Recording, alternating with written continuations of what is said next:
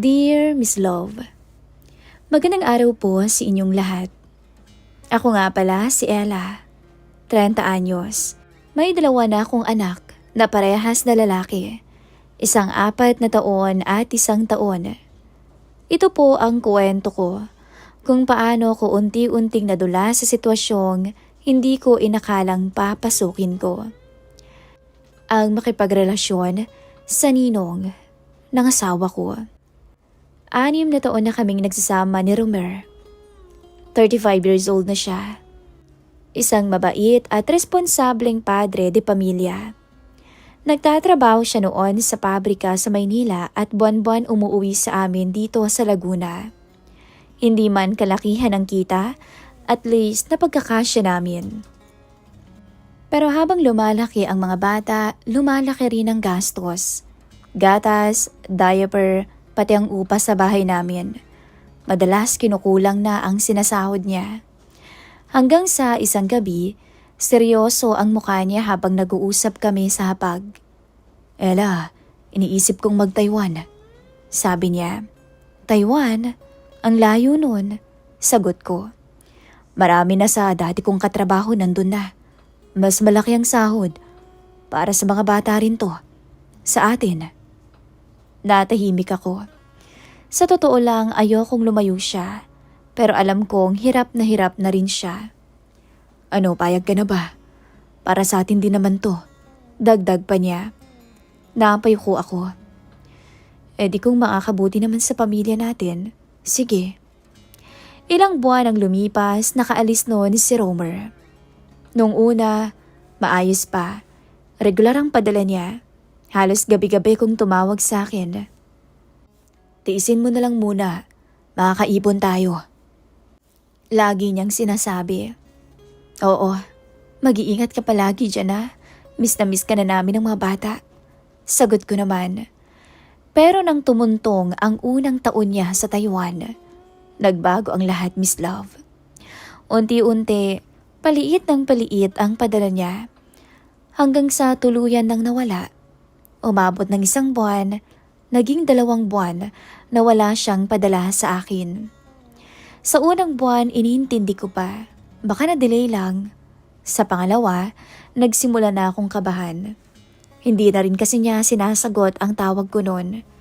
Minsan online siya pero hindi siya nagre-reply. Nagsimulang maipon ang utang ko sa tindahan. Malapit na rin kaming paalisin sa inuupahan namin dahil atrasado na ang renta. Wala na akong malapitan. Doon ko naisipan ang ninong ni Romer. Si Steve, 58 anyos. Matagal na siyang kaibigan ng pamilya nila. May maliit tong hardware sa bayan at kilalang may kaya sa buhay. Nahihiya ako nung una pero wala na akong choice. Mortal ko kasing kaaway ang biyanan ko. Kaya hindi ako sa kanya makahingi ng tulong. Isang hapon noon, iniwan ko muna sa kapitbahay ang mga bata at pumunta ako sa hardware niya sa bayan. Kinakabahan pa ako noon nung magkita kaming dalawa. Oh, Ella, napadpad ka dito. Nakangiti niyang sagot nang makita niya ako. Magandang hapon po, Ninong Steve. Bati ko. Huminga pa ako ng malalim. Ninong, pwede ho bang makahiram ng pera? Diretsahan ko nang sabi. Bahagya siyang natigilan noon. Di ba't nasa ibang bansa naman si Romer? Bakit nagikipit ka pa ba? Napayuko ako noon. Oho Kaya lang 2 buwan na ho siyang hindi nagpapadala ng pera. Hindi rin ho siya sumasagot sa mga tawag ko. Saglit siyang tumahimik, para bang may iniisip. Magkano bang kailangan mo?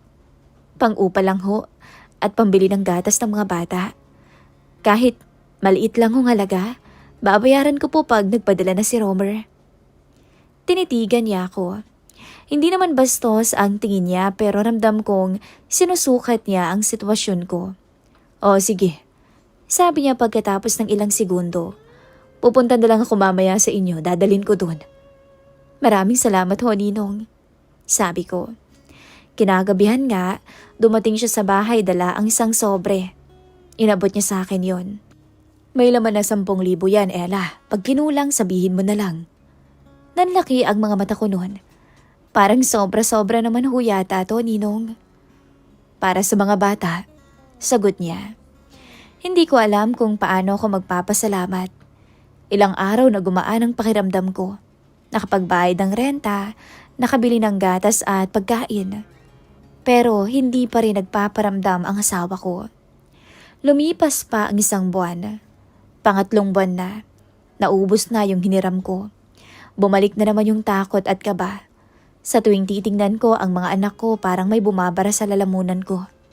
Ano bang nangyayari sa tatay nila? Napilitan akong bumalik kay Ninong Steve. Pasensya na po ulit, Ninong. Bungad ko. Alam ko na. Hindi pa rin nagpapadala si Romer, no? Tumango ako. Hindi ka ba nagtataka, Ella? Tanong niya. Sa totoo lang ho, nagtataka na. Pero ayoko namang mag-isip ng masama sa kanya. Napabuntong hininga si Ninong Steve. Ella, bata ka pa. Maganda ka din. Hindi madali ang maghintay sa taong malayo. At hindi ka sigurado kung uuwi pa ba. Hindi ko alam kung bakit kinakabahan ako sa paraan ng pagkakasabi niya. Ginagawa ko lang naman po ang tungkulin ko bilang asawa niya. Alam ko at hangang-hanga ako sa iyo dahil doon. Mula noon, mas naging madalas ang pagpunta niya sa bahay. May dalang bigas, minsan ulam. Minsan siya na ang kusang nagtatanong kung may kailangan pa kaming mag-anak. Hanggang sa unti-unti, Miss Love, nasanay po ako sa presensya niya. Kapag may kailangang ipaayos, siya ang tumutulong. Kapag may sakit ang bata, siya ang kasama ko. Isang gabi, habang nag-uusap kami sa labas ng bahay, diretsahan niya akong tinanong. Hanggang kailan ka maghihintay, Ella? Hindi ko po alam eh. Sagot ko na halos pabulong. Paano kung may iba na si Romer doon? Parang may sumaksak sa dibdib ko. Huwag naman ho sana, Ninong. Iniisip ko lang ang kapakanan mo. Hindi ka dapat nahihirapan ng ganyan. Dapat tinatawagan ka naman ng asawa mo. Kinukumusta. Hindi yung parang nakalimutan niya nang may pamilya siya sa Pinas. Tahimik ako. Dahil totoo naman. Pero asawa ko pa rin si Romer. Maya-maya bigla niyang hinawakan ang kamay ko. Kung kailangan mo ng masasandalan, nandito lang ako. Dapat binitawan ko yun agad. Dapat hindi ko siya pinayagan. Pero pagod na ako sa paghihintay, sa pag-aalala, sa pagiging matatag. Hindi pa malinaw ang lahat, doon nagsimulang mag-iba ang tingin ko sa kanya. Hindi na lang siya ninong ng asawa ko. Siya na ang lalaking laging nariyan. At sa bawat paglapit ko sa kanya para manghiram, parang hindi lang pera ang hinahawakan ko, kundi pati ang kapalaran kong unti-unting kumakalas sa buhay na dati kong pinangahawakan. Doon nagsimula ang pagkadulas ko sa isang simpleng paghingi ko ng tulong sa matanda. Hindi ko alam, may ipapalit pala akong mas mabigat pa. Kung akala ko noon masakit na ang hindi pagpaparamdam ni Romer, mas masakit pala ang katotohanan na malalaman ko. Ang katotohanang matagal na niyang tinatago sa akin. Nagsimula ang lahat sa isang simpleng pag-search ko ng pangalan niya sa Facebook. Gabi na kasi noon at tulog na ang mga bata. Wala akong magawa. Tinype ko ang pangalan niya sa Facebook. Maraming mga lumabas na kapangalan niya. Hanggang sa may isang account na nakita kong hindi ko naman kilala. Pero pareho ng mukha niya. Binuksan ko yun at doon ko nakita ang mga larawan ni Romer sa Taiwan. May mga group pictures kasama ang mga katrabaho niya. Naka-uniform. At sa halos lahat ng larawan na nakita ko, may isang babaeng laging katabi siya. Isang babaeng maganda, maputi, halatang may kakaiba sa kanila. At may isang larawan akong nakita na parang kinapos ako ng hininga. Magkatabi sila sa isang park. Nakahawak siya sa braso ng babae. Sa caption, may heart emoji at nakatag ang pangalan nito. Binuksan ko ang profile ng babae. Doon ko nakita ang mga komento sa mga pictures nila. Stay strong sa inyo. Bagay kayo. Forever na yun sa Taiwan.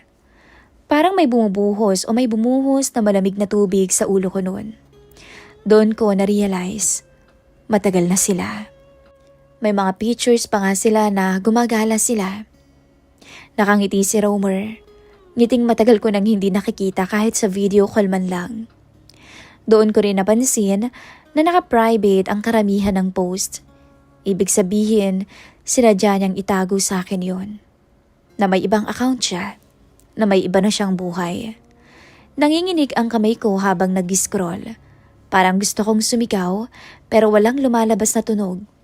Ilang buwan na walang padala, walang paramdam, pero may pang-date. Hindi ko alam kung ilang oras akong nakatulala. Basta ang alam ko, may kung anong namatay sa loob ko ng gabing yun. Kinabukasan, hindi ko napigilan ang sarili ko. Pinuntahan ko ang biyanan ko. Nay, may nalaman ho ako kay Romer. Bungad ko agad. Ano na naman yan? Matari niyang sagot. May ibang babae si Romer sa Taiwan. Ano bang pinagsasabi mo, Ella? Sigaw niya. Anak ko yan. Hindi niya yan magagawa. Pero nakita ko ho. May litrato ko. Pinakita ko sa kanya. Sinisiraan mo na naman ang anak ko. Ikaw talaga? Baka kaya hindi nagpapadala dahil napupunta lang kung saan-saan. Ganyan ka naman, hindi ba? Parang sinampal ang buong pagkatao ko noon. Nay, ilang buwan na ho kaming gipit. Hindi ko ho to gawa-gawa. Nanginginig kong sabi. Pero sarado ang isip niya. Ilang araw lang kumalat na sa lugar namin ang kwento. Ako raw, sinisiraan ko si Romer. Ako ang naging masama. Masakit dahil galit na galit ang biyanan ko sa akin. At kahit sa harap ng ibang tao, pinapahiya niya ako. Wala ka namang pruweba. Sinisira mo pati pangalan ng anak ko. Gusto kong isigaw at ipangalandakan sa kanya yung nakita ko. Pero ayaw niyong maniwala. Hanggang sa napagod na lang ako. Mula noon, may kung anong nagbago sa akin. Hindi na ako umaasa sa chat niya. Hindi na ako naghihintay ng tawag niya. Ni hindi ko na rin siya kinukumusta. Parang kusa ako nang pinutol ang tali na matagal ko nang pinangahawakan. Isang gabi, habang pinapatulog ko ang mga bata, may kumatok sa pinto. Si Ninong Steve. Pwede ba akong pumasok? Mahinahon niyang tanong. Tumango ako. Opo. Sa sala habang tahimik ang bahay nagkwentuhan kami. May narinig ako. Nag-away daw kayo ng nanay ni Romer. Sabi niya. Natawa ako ng mapait. As usual, ako na naman ang masama sa kanya. Tumingin siya sa akin ng seryoso. Totoo ba ang balita? Hindi ko napigilang maiyak. Ninong, nakita ko ho lahat yung mga litrato. Matagal na siyang may iba. Hindi ko alam kung ilang minuto kong umiiyak sa kanya habang nagsasalita. Kinuwento ko lahat. Inilabas ko ang lahat ng sama ng loob ko. Tahimik lang siyang nakikinig. Pagkatapos noon, marahan niyang sinabi, wala kang kasalanan, Ella. Pero bakit parang ako ang pinapalabas na sinungaling? Dahil mas madaling sisihin ang taong nandito kaysa ang taong malayo. Tsaka nanay niya yan, pagtatakpan niya. Mahinahon niyang paliwanag. Napayuko ako. Ginawa ko naman lahat Ninong Steve. Naghintay ako, nagtiis. Lumapit siya ng kaunti. Pero may pagitan pa rin. Nasaktan ka at may karapatan kang masaktan. Pinunasan ko ang luha ko. Pero simula ngayon, hindi na ako aasa sa kanya. Sigurado ka ba? Tumango ako. Oo naman. Kung kaya niyang kalimutan kami, kaya ko rin. At ilang buwan na ba? Mula nang talikuran niya kami. Pero nakakasurvive pa rin naman kaming mag-iina. Lumapit siya at hinawakan ng balikat ko ng marahan. Basta nandito lang ako. Ramdam ko ang init ng kamay ni Ninong Steve at ang bigat ng sitwasyon. Pero sa pagkakataong yun, wala munang nangyari. Wala munang lumampas. Umalis siya bago maghating gabi. Naiwan ako mag-isa sa kwarto, nakatingin sa kisame. Hindi na ako yung babaeng maghihintay sa asawa niya. Hindi na ako yung misis na umaasa sa mga pangako. Mula nang makita ko ang litrato na yon, parang nagsara na ang puso ko. At sa pagsasara niyang yun, unti-unti ring nagbukas ang ibang pinto. pinto para kay Ninong Steve. Matapos kong malaman ang tungkol sa babae ni Romer, nagbago na ang lahat sa akin. Hindi na ako naghintay. Hindi naging madali, mahirap. Sinubukan ko maghanap ng sideline pero mahirap dahil wala akong mapag-iwanan sa mga anak ko. Minsan, sumasideline ako, nagbabantay ako ng tindahan pero masyadong maliit ang kita.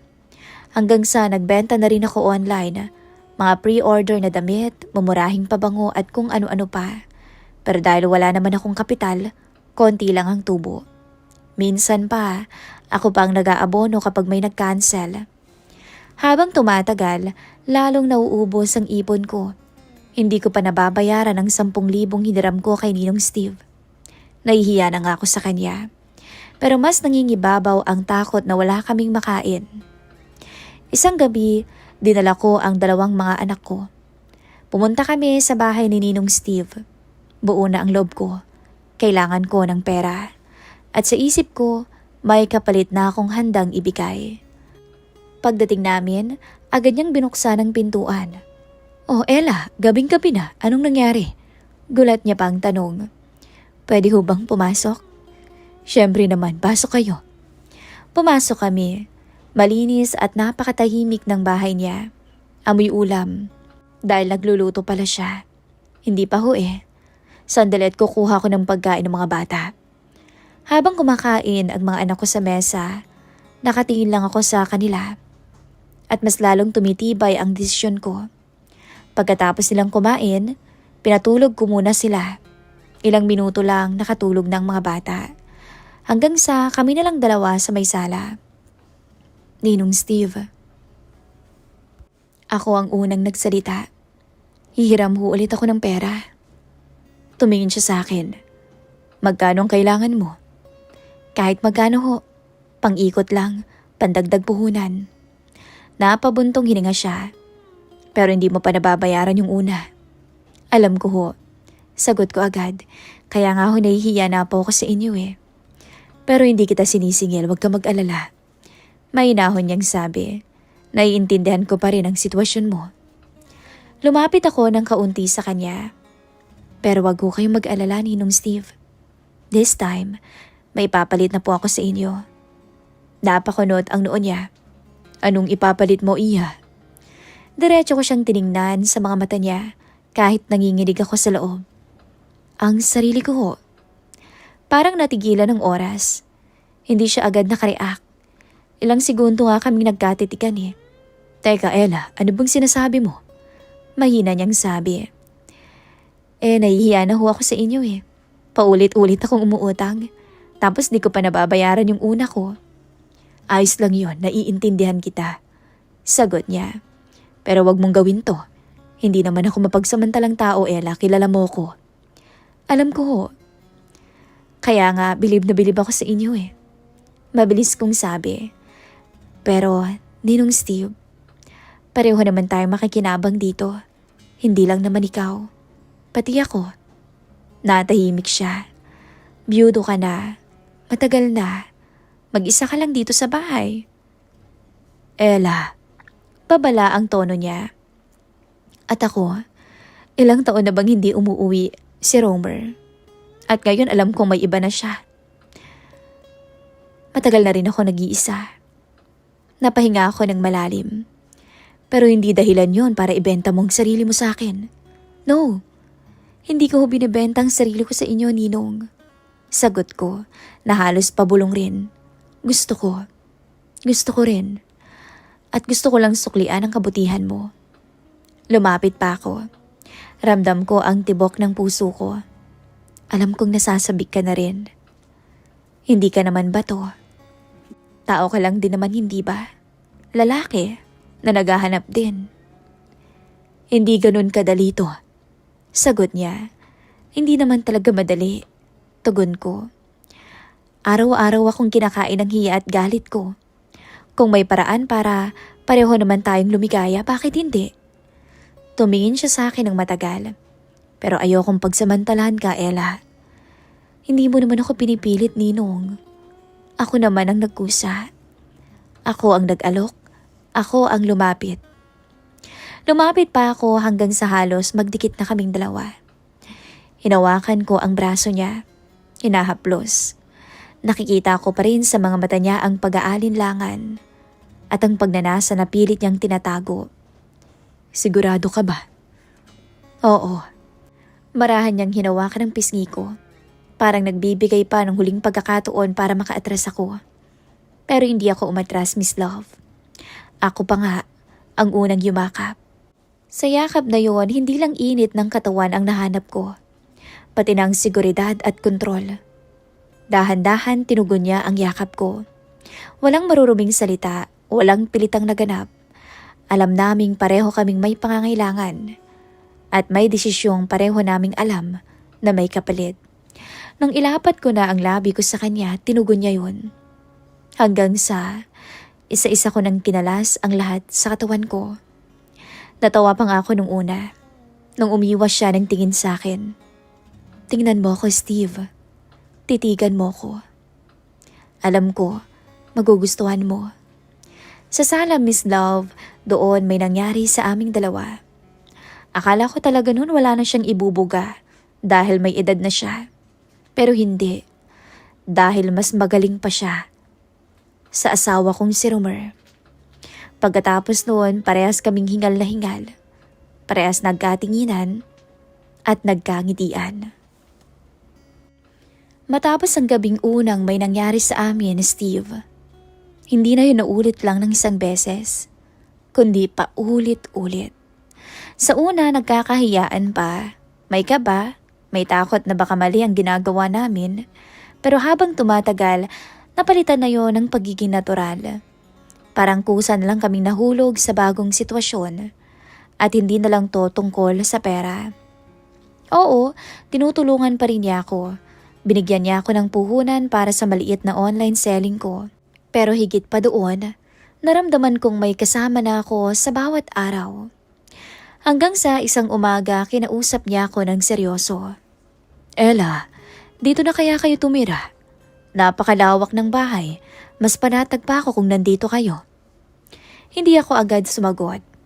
Alam kong kapag ginawa ko yun, tuluyan ko nang iiwan ang dating buhay ko.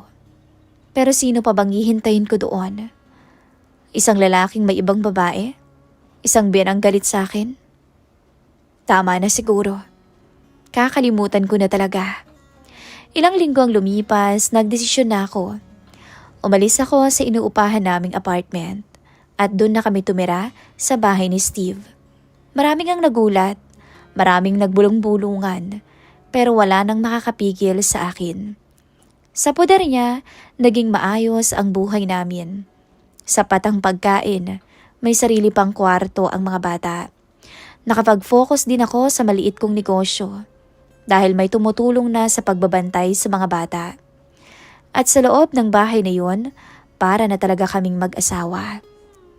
At oo, Miss Love, may nangyayari sa amin sa bawat sulok ng bahay na iyon. Sa kwarto, sa sala kapag tulog na ang mga bata, sa kusina, kahit naghahanda ko ng hapunan. Sisegway kaming dalawa. Malakas pa rin talaga si Steve kahit may edad na. Pero higit sa lahat, maalaga siya. Hindi lang sa akin, kundi pati sa mga anak ko. Lumipas ang mga buwan hanggang sa nabuntis ako. Hindi ko inaasahan yun. Pero hindi ako natakot. Nung ipanganak ko ang bata, kasama ko siya. Isang lalaki. Kamukhang kamukha niya nga. Galit na galit nun ang biyanan ko, pero wala naman siyang magawa. 2 taon ang lumipas na parang isang iglap. Lumaki ang bunso naming masayahin at malusog. Ang 2 anak ko kay Romer, tinatawag na siyang Papa Steve. Walang paramdam si Romer sa loob ng panahong yun. Ni Anino wala. Hanggang isang araw, bigla na lang siyang sumulpot. Mas payat. May pilat sa braso. Ibang itsura kaysa sa lalaking umalis papuntang Taiwan. Nabalitaan ko kalaunan na aksidente pala siya sa factory doon. Umuwi ng Pilipinas at hiwalay na rin sa girlfriend niya. Nakatayo siya noon sa harap ko na parang isang estranghero. Ella, pwede ba tayo mag-usap? Mahina niyang sabi. Tinitigan ko siya noon. At anong pag-uusapan natin? Nagkamali ako. Diretsahan niyang sabi, nasaktan kita. Pero pwede pa ba? Pwede pa ba tayong magsama ulit? Magsimula ulit? Parang gusto kong matawa nun. Romer, baka nakakalimutan mo. Ilang taon mo kaming inabandona. Na-aksidente ako. Bago ka pa na-aksidente, matagal na kayong may relasyon ng katrabaho mo. May ibang account ka pa nga na itinago mo sa akin. Natahimik siya. Hindi siya nakapagsalita. Ang tungkol sa mga bata, dagdag niya. At anong tungkol sa kanila? Malamig kong tanong. Tatay pa rin nila ako, Ella. Hindi mo maipagkakait yun sa kanila. Sa papel siguro. Pero hindi ka na nila kilala. Sa loob ng bahay narinig ko ang pagtawag ng bunso ko. Papa Steve. Napalingon si Romer. Si Steve na ang kinikilala nilang ama. Pagpapatuloy ko. At may anak na rin ako. At si Steve ang tatay niya. Namula ang mukha niya. Ibig mong sabihin? Oo. Diretso kong sagot. Umibig ako kay Steve. Hindi ako nanginginig, hindi ako umiyak. Matatag ako. Pero kahit na, ayusin natin to para sa pamilya natin. Anong pamilya? Tanong ko. Pamilyang iniwan mo? Pamilyang inabandona mo? Biglang dumating doon ang biyanan ko. Galit na galit. Malandi ka talaga. Sigaw niya. Wala kang konsensya. Nakipagrelasyon ka sa ninong ng asawa mo. Huminga ako ng malalim. Ano? Tama ako, no? Ikaw, Romer. Ilang beses ko na bang sinabi sa'yo na may anak siya sa ninong Steve mo pero hindi ka naniniwala? Nay, sabi ko na matatag ang boses. Huwag niyo akong husgahan. Nasaan kayo nung mga panahong wala kaming makain? Nasaan kayo nung panahong iniwan ako? Iniwan kami ng anak niyo para sa ibang babae. Sinisiraan mo pa rin ang anak ko. Hindi ko siya siniraan. Alam mo yan. Siya ang gumawa nun. May ebidensya ako, may mga litrato ko pero hindi mo pinaniwalaan. Dahil yung utak mo, sarado na. Natahimik ang paligid nun. Nakita ko may mga kapitbahay nang nakikinig, nakikisyoso. Ilang taon niya kaming pinabayaan. Pagpapatuloy ko, si Steve lang ang tumulong. Siya ang nandyan sa mga anak ko. Siya ang nagpakain, nagpaaral at nag-alaga. Wala silang maisagot, pati na ang biyanan ko. Kung may galit kayo, sa anak niyo ilabas, hindi sa akin. Natahimik ang biyanan ko. Si Romer hindi nakapagsalita. Umalis na kayo. Wala ka nang babalikan dito, Romer. Sabi ko sa kanya. At umalis sila. Mula noon, wala na akong pakimiss love sa sasabihin ng iba. May mga bulong-bulungan pa rin naman, may mga matang mapanghusga. Pero mas malakas na ang kapayapaan sa loob ng bahay namin. Tuwing gabi, si Steve ang kasama ko, ang katabi ko. Hindi lang bilang lalaking kasama ko sa kama, kundi bilang taong pinili ko na makasama habang buhay. Hindi man perpekto ang simula namin, pero naging masaya kami sa paglipas ng panahon. At ngayon, masayang-masaya ako sa piling niya. Masaya kong nakabuo kami ng pamilya. At masaya kong anak din ang turing niya sa anak namin ni Homer. At sa wakas, hindi na ako yung babaeng naghihintay sa lalaking hindi nababalik. Dahil ako naman ang pinili ngayon. At pinili ko rin ang lalaking hindi ako iniwan nung mga panahong kailangan na kailangan ko ng tulong. Ito po ang kwento ng aking buhay. Hindi ko alam kung tama ba ang nangyari. Pero hindi ko na iniisip yon. Basta ngayon, masaya na ako. Kahit iniisip ng ibang malandi ako na pinatulan ko ang ninong ng asawa ko.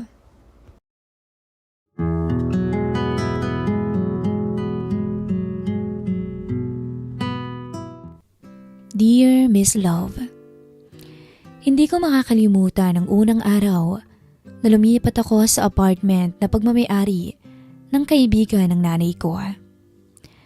College student pa lang ako. second year, at kinailangan kong lumipat malapit sa universidad para makatipid sa pamasahe.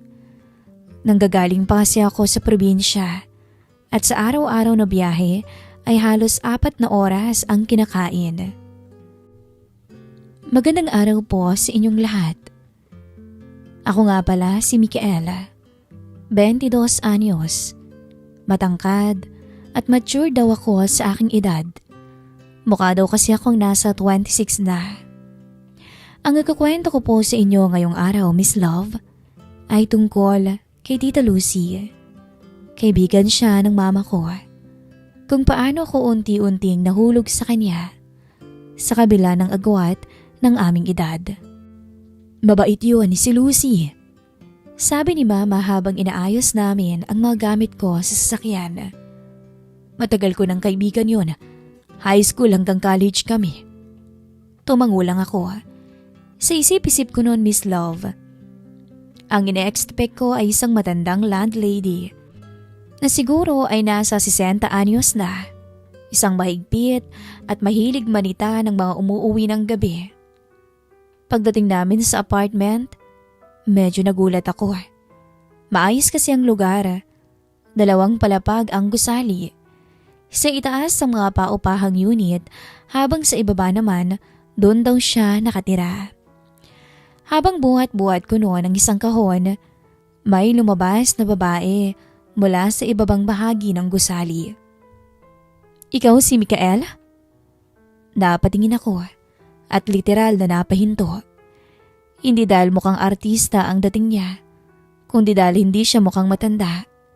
Mukha siyang bata. Hindi naman teenager o sobrang bata, pero kung uhulaan ko, para bang nasa late 30s lang. Napakaputi ng balat niya. Mahaba rin ang buhok na bahagyang kulot sa dulo. Nakasuot lang siya ng simpleng blouse at maong, pero grabe yung kakaibang dating. Ngumiti siya. Ako si Lucy, yung kaibigan ng nanay mo. Napakurap-kurap ako. Kayo ho si Tita Lucy? Tumawa siya. Oo, bakit? Ang tanda ko na bang tingnan? Sabi pa niya. Namula ako ng mga oras na yon, Miss Love. Hindi ho. Mukha po kasi kayong batang-bata pa. Natawa siya. Talaga ba?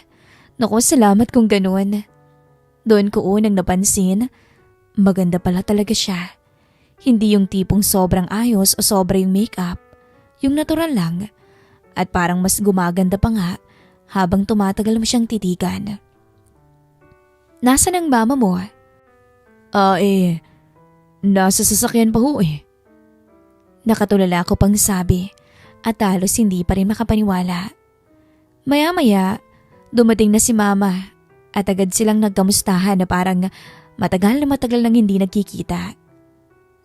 Lucy! Helen! Naku, kumusta ka na? Naku, heto, maganda pa rin tulad mo. Grabe, parang di ka yata tumatanda ah. Rinig kong sabi ni mama. Habang nag-uusap sila, ako naman ay tahimik na nagmamasid.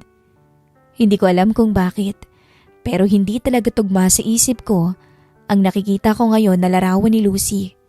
Landlading byuda, may 2 anak na babae, isang strikta, pero mukhang kabaliktaran yata ang nasa isip ko.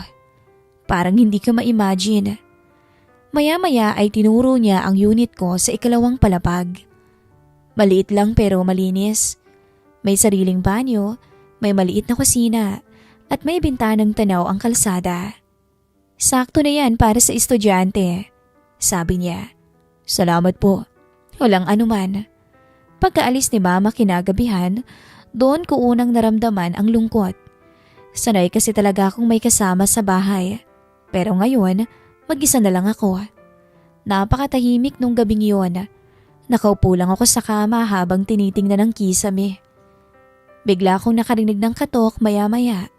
At pagbukas ko ng pinto, si Tita Lucy ang bumungad. May dala-dala siyang tray. Nagluto na ako ng hapunan, Micael. Baka wala ka pang pagkain eh. Napakamot naman ako sa ulo. Naku, nakakahiya naman po. Ano ka ba? Ayos lang. Inabot niya ang tray at may adobot kanin na. At may isang baso ng malamig na tubig. Salamat po dito. Ngumiti siya. Walang problema. Pagkatapos noon ay umalis na siya ulit. Naiwan akong nakatayo sa may pintuan. Hindi ko alam kung bakit pero gumaan ang pakiramdam ko nung mga oras na yon. Sa mga sumunod na linggo, naging normal na ang buhay ko. Pasok ng umaga, uwi sa hapon, aral tuwing gabi. Minsan nagkakasalubong kami ni Lucy sa may hagdanan. Unti-unti ko ring nalaman ang kwento ng buhay niya. Matagal na palang patay ang asawa niya. Halos 10 taon na rin. Meron siyang 2 na anak at parehong babae, pero parehong may pamilya na rin at nakatira na sa magkaibang lugar. Mag-isa na lang rin siya sa bahay niya sa ibaba. Hindi ba kayo nalulungkot? Tanong ko minsan. Napaisip pa siya bago sumagot. Malungkot, pero mas okay na rin. Kaysa magulo, mas gusto ko na rin ngayon na tahimik.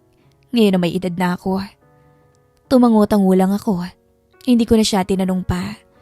May mga tao kasi talagang halatang may mga kwentong hindi nila gustong ikwento. At mukhang isa na siya roon. Habang tumatagal, mas napapansin ko ang mga maliliit na bagay tungkol sa kanya. Mahilig siyang magtanim. Plantita pala siya. Mahilig din siyang magluto. At halos lahat ng umuupa sa apartment ay binibigyan niya ng mga luto niya. Mabait siya sa lahat, pero marunong ding maging seryoso kapag kailangan. Isang gabi, pauwi ako galing library. Bandang 9:00 na noon. Nakita ko siyang nakaupo mag-isa sa labas ng bahay niya. Nakatingin lang sa kawalan. Good evening po, Tita Lucy. Napalingon siya. Mukhang late ka ah. Opo, nagre-review po para sa exam. Sabi ko. Ganun ba? Umupo ako sa kabilang upuan. Hindi ko alam kung bakit, siguro dahil mukhang wala rin naman siyang kausap, kaya pumunta ako. Tahimik lang kaming pareho ng ilang segundo. Hanggang sa maya-maya ay nagsalita siya. Naalala ko tuloy ang anak ko. Napatingin ako sa kanya. Bakit po? Ganyan din sila noon eh. Laging puyat. Napangiti naman ako. Namimiss yun na ho sila no? Oo. May lungkot sa boses niya. Doon ko unang nakita na kahit pala palaging nakangiti si Lucy, may bahagi ng buhay niya na malungkot pa rin. At siguro, hindi nawawala yun. Umuwi ako sa unit ko nung gabing yun na may kung anong pakiramdam na hindi ko maipaliwanag. Hindi naman paghanga, hindi rin siguro atraksyon. Ewan ko ba? Hindi ko rin maintindihan ang sarili ko eh. Pero parang iba nang tingin ko sa kanya. Hindi na lang siya ang biyudang landlady na nakatatak sa isip ko noon. Hindi na lang siya yung kaibigan ni Mama. Nakikita ko na siya bilang isang babae. Isang babaeng maraming pinagdadaanan at kahit mag-isa, pinipilit pa ring magpatuloy. Lumipas pa ang ilang buwan, mas naging komportable na ako. Minsan nagkakakwentuhan kami. Minsan naman sabay pa kami nagkakape sa umaga kapag wala akong pasok. At minsan, tinutulungan ko na rin siya kapag may kailangang gawin sa apartment. At habang tumatagal, may isang bagay na unti-unting gumugulo sa isip ko. Tuwing nakikita ko siyang ngumingiti, tuwing naririnig ko yung malakas niyang tawa, tuwing kinukumusta niya ako, parang may kakaibang saya akong nararamdaman. Nung una hindi ko lang pinapansin, pinagsasabihan ko pa nga ang sarili ko eh. Kaibigan ng mama mo yan, mas matandain sa'yo. Pero habang tumatagal, mas nahihirapan akong baliwalain ang nararamdaman ko. At doon nagsimula ang problemang hindi ko kailanman inaasahang haharapin ko. Dahil unti-unti akong nagkakagusto kay Tita Lucy. At hindi ko alam kung paano yun pipigilan, Miss Love. Habang tumatagal ako sa apartment, mas lalo ko na siyang nakikilala. At doon na ako nagsimulang kabahan dahil alam kong hindi normal ang nararamdaman ko.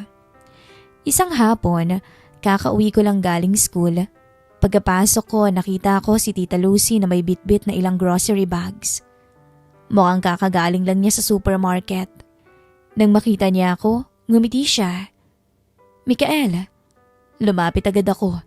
Tulungan ko na po kayo. Ay nako, kaya ko naman. Kaya ko rin naman po eh. Napailing siya. Matigas talagang ulo mo eh, no? Dako kayo rin naman po. Tapos natawa na siya. At sa totoo lang, gustong gusto kong naririnig siyang tumatawa.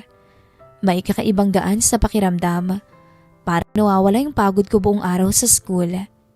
At habang papasok kami sa bahay niya, napansin kong parang mas madalas na kaming nagbibiruan. Hindi na katulad nung bagong lipat ako na puro opo, sige po. Ngayon, komportable na kami sa isa't isa. At minsan nga, nakakalimutan kong mas matanda nga pala siya sa akin. At dahil hindi naman ako marunong magluto, madalas akong kumakain sa mga karinderya malapit sa school. Isang gabi, dadatnan niya akong paalis. Saan ka pupunta? Kakain lang po. Anong oras na? Napatingin ako sa relo. 8:00. Napailing siya. At hindi ka pa kumakain? Wala pong iluluto eh. Pagbibiro ko. Naku naman, Mikael. Halika nga dito. Napakurap ako. Saan po? Sa bahay. Naku, nakakahiya naman po, Tita Lucy. Mikael, huwag ka nang mahiya. Napatingin ako sa kanya. Kailan ka pa ba nahiya? Pagbibiro pa niya. Doon na nagsimula ang madalas kong pagpunta sa bahay niya. Lagi na siyang nagluluto at sabay kaming kumakain. Minsan nagkukwentuhan kami pagkatapos. Minsan inaabot kami ng ilang oras kakadaldal. At doon ko siya mas nakilala pang lubos. Hindi lang bilang byuda. Hindi lang bilang nanay, kundi bilang isang babae. Isang mapagmahal na babae. Mahilig pala siya sa mga comedy movies. Mahilig din siyang manood ng cooking shows. Kahit hindi naman niya sinusunod yung recipe. At napakadali lang niyang patawanin. Alam mo, sabi niya isang gabi. Ano po? Minsan nakakalimutan ko ng estudyante ka lang. Natawa ko. Bakit naman? Kasi parang hindi ka na teenager eh. 22 naman na po ako ah. Matanda na rin naman ako. Pwede na sa inyo. Biro ko. Loko. Nagkukunwari niyang sabi. Tita Lucy, ano yun? Kayo po mukhang bata pa. Muntik na siyang mabilaukan sa iniinom niyang juice. Uy, grabe siya. Natawa ko ng malakas. Tinitigan niya ako. Kunwari masama ang tingin, pero halatang pinipigil lang ang kilig. Napakaingay mo talaga. Ang dami mong sinasabi. Kayo naman po nagsimula eh. At ako pa ngayon. At pareho kaming natawa. At habang nakatingin ako sa kanya noon, may kung anong pakiramdam sa dibdib ko. Pakiramdam na hindi ko na kayang itago. Isang araw, nakasalubong namin ang ibang tenants. At napapansin ko na madalas siyang purihin ng mga ito. Aba, Ma'am Lucy, parang di talaga kayo tumatanda. Tama ka dyan. Akala ko talaga nasa 30s lang kayo. Tapos ngumingiti lang siya. Pero ako, hindi ko alam pero parang proud na proud ako. Parang gusto kong sabihin na, oo nga eh, hindi talaga siya mukhang 49. May mga pagkakataon pa nga na napagkakamalan pa kaming magkamag-anak o magjowa. At ang mas nakakaloko, yung biro ng ibang tao. Jowa niyo po ba siya? Tanong no ng isang delivery rider. Halos masamid si Lucy noon. At ako naman tawa ng tawa. Kuya naman, mukha pa kami magjowa?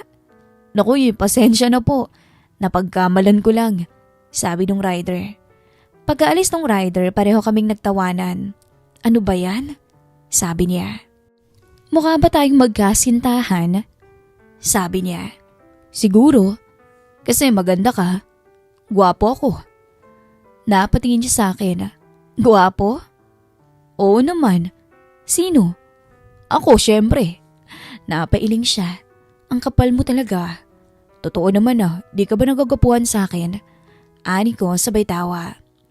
Habang tumatagal, napapansin kong madalas niya na akong hanapin. Kapag hindi niya nga ako nakikita, kinabukasan may tanong agad siya. Nasaan ka ba kahapon? Nasa school. Hanggang gabi? Group project. Tapos tumango siya. Akala ko kung ano nang nangyari sa'yo eh.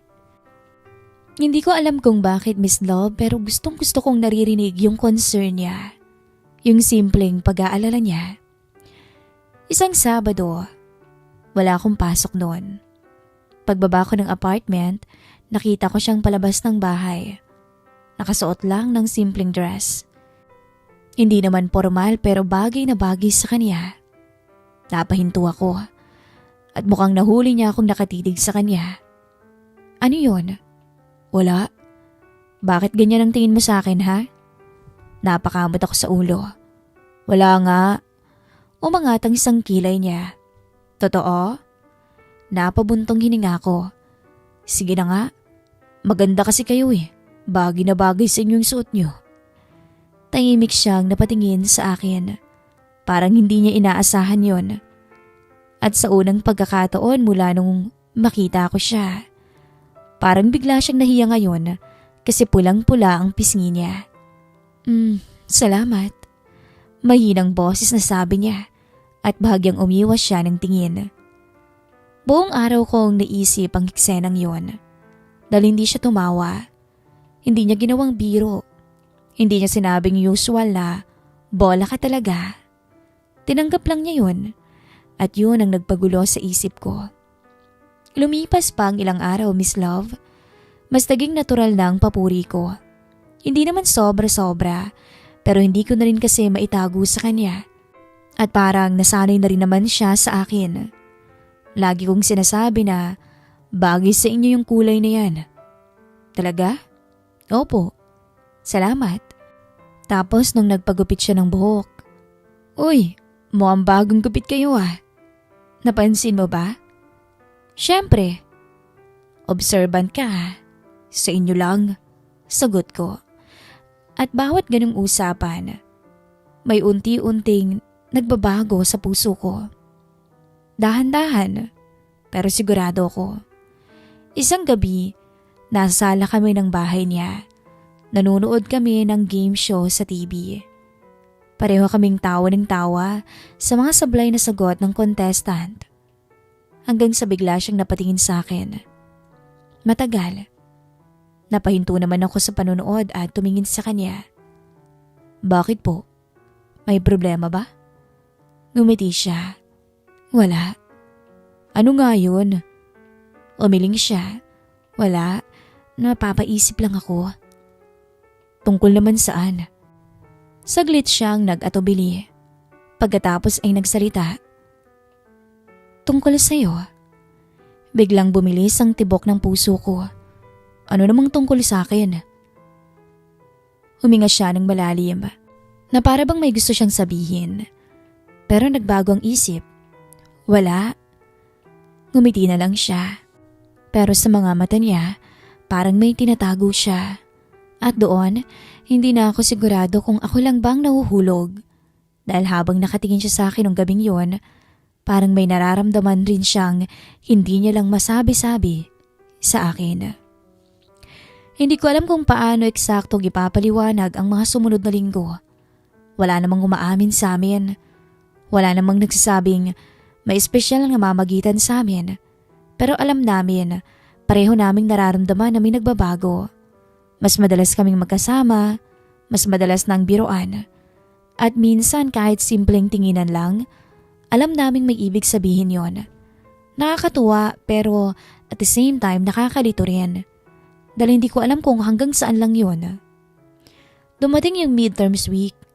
Sunod-sunod ang exam, project, reports. Halos wala na akong matinong tulog. Minsan madaling araw na ako natatapos sa paggawa ng mga project ko. At kinabukasan, maaga ulit ang klase. Ilang araw ko ring binaliwala ang pagod. Pakiramdam ko naman kayang-kaya ko pa. Pero isang umaga, paggising ko mabigat ang ulo ko.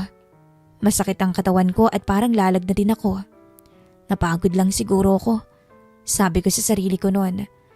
Pero pagsapit ng tanghali, mas lumala yung nararamdaman ko. Halos di na ako makatayo ng maayos, kaya naman umuwi na ako ng mas maaga. Pagdating sa apartment, bagsak agad ako sa kama. Hindi ko alam kung gaano katagal akong natulog. Nagising lang ako nung makarinig ako ng katok. Mahina muna sa una, tapos palakas ng palakas. "Mikael?" Boses ni Lucy. Pinilit kong bumangon.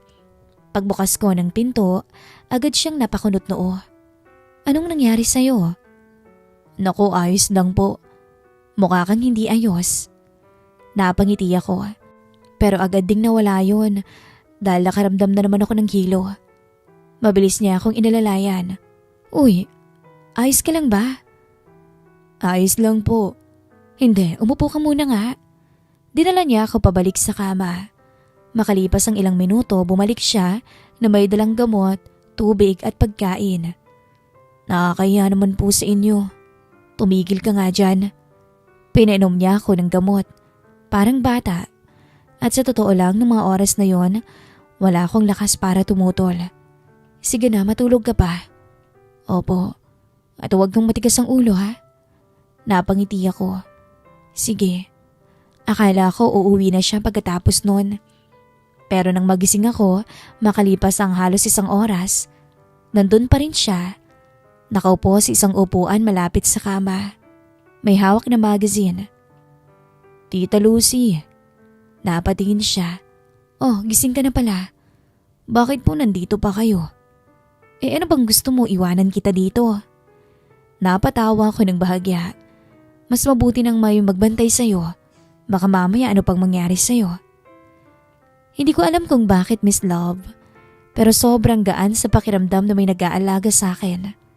Lalo na siya. Sobrang saya ko. Sa panahong malayo ko sa pamilya ko, siya yung naging sandalan ko. Kinagabihan, bumaba na ng konti ang lagnat ko. Mas maayos na rin ang pakiramdam ko. Pero nandun pa rin siya.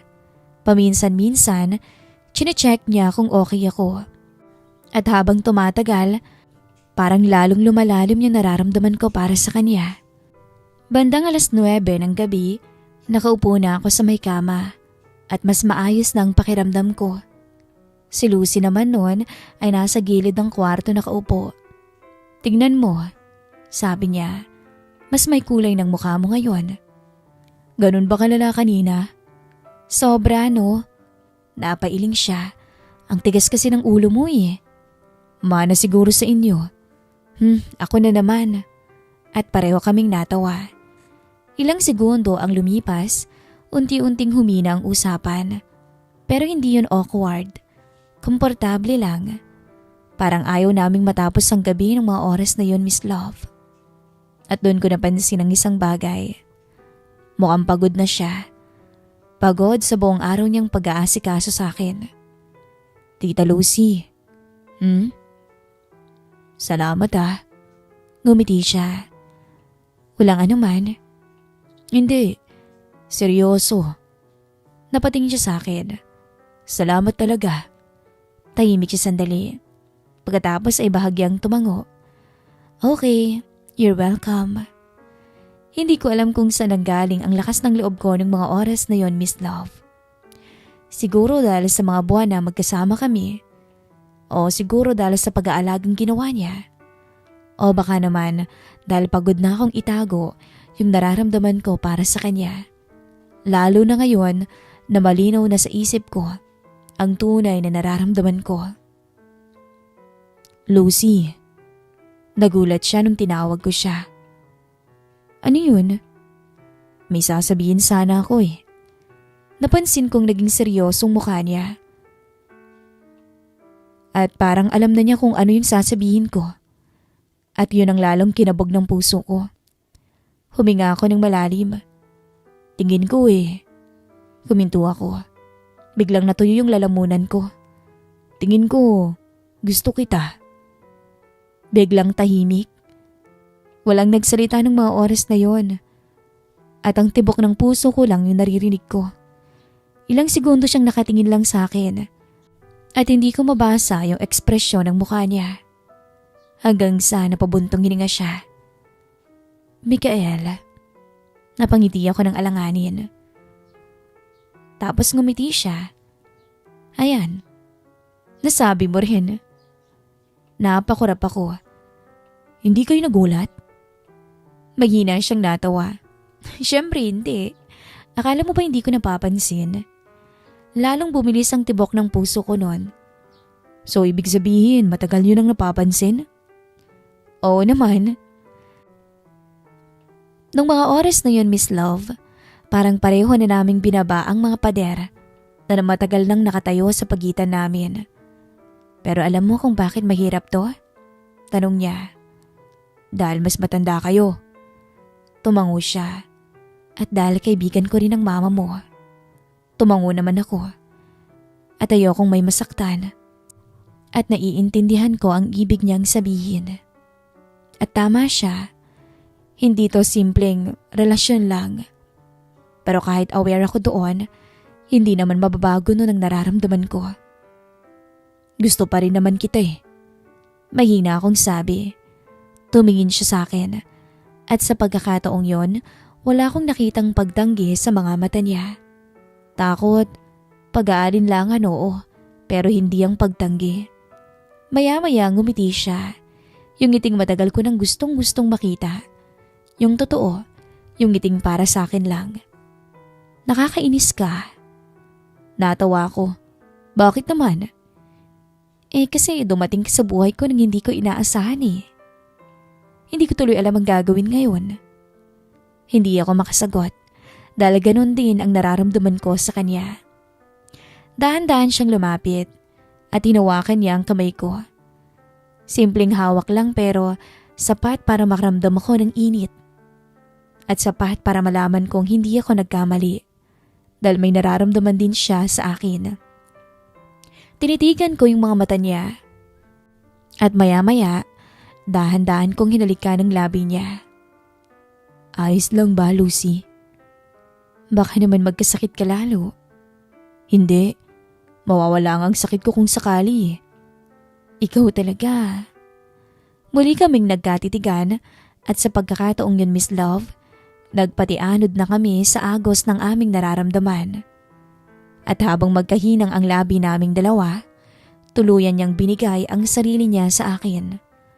At hindi ko talaga makakalimutan ang lahat-lahat sa kanya. Sa maliit na kwartong yun, may mahalagang bagay na nagbago sa pagitan namin. At bago siya umalis ng tuluyan nung gabing yun, lumingon pa siya sa akin. At mahinang sinabing, ano, magaling ka na ba? Napangiti ako.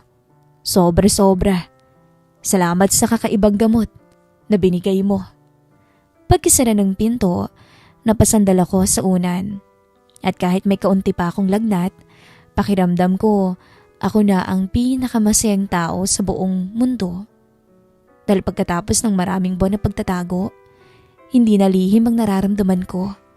At higit sa lahat, hindi lang pala ako ang may nararamdaman, kundi parehas kaming dalawa. Pagkatapos ng gabing yon, Miss Love, lalo kaming naging malapit na dalawa. Lumipas pa ang mga buwan, natapos ang semester, dumating ang bakasyon. Naging bahagi siya ng araw-araw kong buhay. At sa bawat araw na lumilipas, lalo kong nakikita ang mga bagay na minahal ko sa kanya. Hindi lang dahil maganda siya, hindi lang dahil mabait siya, kundi dahil sa buong pagkatao niya. Kapag may tenant siya na may problema, lagi siyang handang tumulong. Kapag dumadalaw yung mga apo niya, kitang-kita ko kung gaano siya kasaya. At kapag may pinagdaraanan akong problema sa school, siya yung kauna-unahang babaeng dumadamay sa akin. Nagtatanong kung okay lang ba ako. Unti-unti, parang hindi ko na maisip ang buhay ko nang wala siya. Isang gabi nga, magkasama kaming naglalakad pa uwi galing sa isang maliit na restaurant. Nag-date kasi kami. Nagdiwang lang dahil mataas ang nakuha kong grades. Congrats ulit, sabi niya. Salamat. Pinaghirapan mo yan. Napangiti ako. Ganun talaga. May inspirasyon kasi eh. Nambobola ka na naman. Hindi ah. Seryoso. Napansin kong bagla siyang namula. At kahit ilang buwan na kaming may relasyong dalawa, natutuwa pa rin akong makita siyang nahihiya. May mga pagkakataon ding na pag-uusapan namin ang tungkol sa agwat ng edad naming dalawa. Hindi naman kasi yon may iwasan. At isa yon sa pinakamalaking dahilan kung bakit siya nag-aalinlangan sa akin. Alam mo, kapag magkasama tayong dalawa, nakakalimutan ko minsan yung age gap. Ngumiti ako. Ako rin naman eh. Pero maya-maya maaalala ko ulit eh. Natawa ako, pero too late na. Pasaway ka kasi talaga eh. Pero nakangiti naman siya. Sa paglipas ng panahon, Miss Love, naging mas natural ang pagiging malapit namin. Madalas magkahawak kami ng kamay kapag walang nakakakita.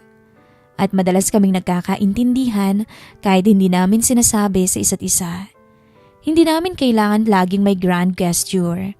Minsan sapat na ang simpleng presensya ng isa't isa. At yun ang lalo kong pinagtataka. Noon kasi akala ko ang pag-ibig ay punong-puno ng excitement. Puro kilig, puro matinding emosyon. Pero kay Lucy iba. Oo, may kilig. Oo, may excitement. Pero higit doon, may kapayapaan ng puso ko. Pakiramdam ko kapag kasama ko siya, nasa tamang lugar ako. Pero habang tumatagal, may isang bagay na lalo ring bumibigat sa isip ko. Ang pamilya ko, lalo na si Mama. Dahil si Lucy, hindi lang siya basta landlady. Kaibigan siya ng nanay ko. Matalik na kaibigan. At alam kong may larawan na sila sa isip nila kung ano bang magiging buhay ko dapat. Ang makapagtapos ng pag-aaral, makahanap ng magandang trabaho, magkaroon ng girlfriend na kasing edad ko lang at mag-asawa balang araw. Hindi kasama sa larawan na iyon ang isang babaeng halos kaedad ng mga magulang ko. At alam kong mahihirapan silang tanggapin yun. Isang gabi, magkasama kami ni Lucy sa may sala. Tahimik kaming nanonood ng TV. Pero halata niyang may iniisip ako. Kamusta ka? Napatingin ako sa kanya. Ayos lang. Sinamaan niya ako ng tingin. Sinungaling. Natawa ko. Bakit alam mo? Kilala na kita eh. At doon, sinabi ko ang laman ng isip ko. Tungkol kay Mama. Naging seryosong mukha niya. Hindi na niya kailangan pang magtanong. Alam niya na agad. Natatakot ka? Mahina niyang tanong. Oo. Tumango ako. Ilang segundo bago siya nagsalita ulit. Ako rin naman eh. Napatingin ako sa kanya. Ayokong isipin mong nahihiya ako sa iyo ah. Ngumiti siya ng bahagya. Alam ko. Pero alam kong hindi nila maiintindihan ka agad. Tumango siya. Alam ko rin. At iyon ang masakit. Dahil pareho naming alam ang realidad. Hindi to simpleng relasyon lang. Hindi to relasyon na lahat ay papalakpak at susuporta. Maraming magtatanong sa amin. Maraming maghuhusga hindi lang sa akin, kundi sa kanya. At ayokong masaktan siya. Maraming hindi makakaintindi. Lumipas pa ang ilang linggo at habang papalapit na ang susunod na semester, lalo kong iniisip ang magiging kinabukasan namin. Hanggang sa isang gabi, hindi ko kinaya. Nasa sala kami noon ng bahay niya at magkatabi. Nag-uusap tungkol sa kung ano-ano. Hanggang sa natahimik ako. At napansin niya yon. May problema? Huminga ako ng malalim. At sa pagkakataong yon, alam kong kailangan ko nang sabihin na hindi lang basta pagkagusto ang nararamdaman ko, hindi lang paghanga, hindi lang kilig, kundi ang totoo. Lucy. May gusto akong sabihin sa'yo eh. Naging seryoso siya. Ano yun? Diretso akong tumingin sa mga mata niya. Mahal kita. At ang mga salitang matagal ko nang gustong sabihin sa kanya ay nasabi ko na rin sa wakas. Mahal kita. Mahal na mahal. Pag-uulit ko. At kahit anong mangyari, hindi magbabago yun. Napansin kong may namuong luha sa mga mata niya. Hindi yun dahil sa lungkot, kundi dahil alam niyang totoo ang sinasabi ko. Dapat, matagal ko nang pinigilan to eh. Sabi niya. Bakit naman? Dahil mahirap. Dahil mas matanda ako. Kahit na. Dahil kaibigan ako ng mama mo. Kahit na. Napailing na siya at natawa ng mahina maya-maya. Napakatigas talaga ng ulo mo. Parehas lang tayo. Tapos pareho na kaming natawa. Pagkatapos noon ay hinawakan niyang kamay ko. Mahigpit at parang ayaw niyang bitawan. At doon niya sinabi ang mga salitang hindi ko rin makakalimutan. Mahal din kita, Mikael. Parang huminto ang mundo ko. First time kong marinig yun. At ngayong narinig ko na, parang hindi pa rin ako makapaniwala. Mahal kita. Tsaka, binigay ko na nga ang sarili ko sa'yo. May nangyari na nga sa atin eh. Anya sabay tawa.